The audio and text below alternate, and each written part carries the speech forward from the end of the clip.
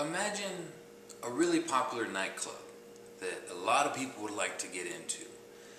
And so the club says, well, if we just open up our doors and let everybody come in, eventually it's going to be chaotic because there's only so much dance space, there's only so much food and drinks and bathrooms that people use. And so they just let a bunch of people come in, or anybody come in.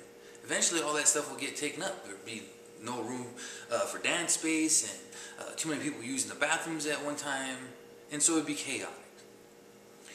So the club makes rules and they say, okay, we're going to let people come in, but we're going to restrict the flow and only let people come in every certain amount of time, every hour or 2 hours, whatever it may be. And also maybe you're going to have to wear a certain attire. So people outside who want to get in the club, they're like, okay, well, we want to really get in the club, so we're going to abide by those rules and we're going to patiently wait in line. When we come to the club, we're going to be dressed a little bit nicer and we're going to wait for you to let us in. Okay.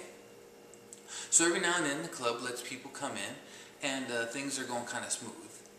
But slowly people are sneaking into the club. They're coming through the back door, maybe jumping through windows, so on and so forth. And so the club's like, hey, he tells the people who are waiting in line, we want to let more people inside, but there's getting too many people in here. People are sneaking in the club, there's not enough dance space, people are eating up all the food, and the people in line are like, hey, that's not our fault, that's messed up. You know, we're waiting patiently in line, trying to abide by the rules. And the club's like, I'm sorry. So the people who are sneaking in, they're not only disrespecting the rules of the club by breaking in and sneaking into the club, they're also disrespecting the people who are waiting in line who are trying to abide by the rules. Well, it's the same thing with immigration in the United States.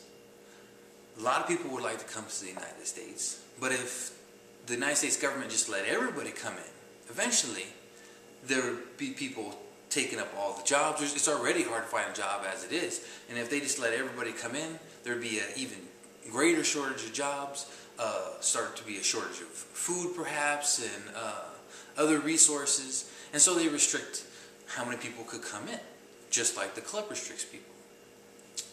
And also just like the club, they have certain rules. Maybe you have to learn a little bit of English or learn a little bit of things about U.S. history, so on and so forth.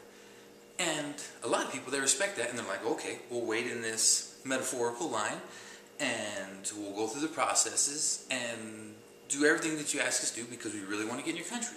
And we respect those laws. That's great, right? But again, there's people who sneak in.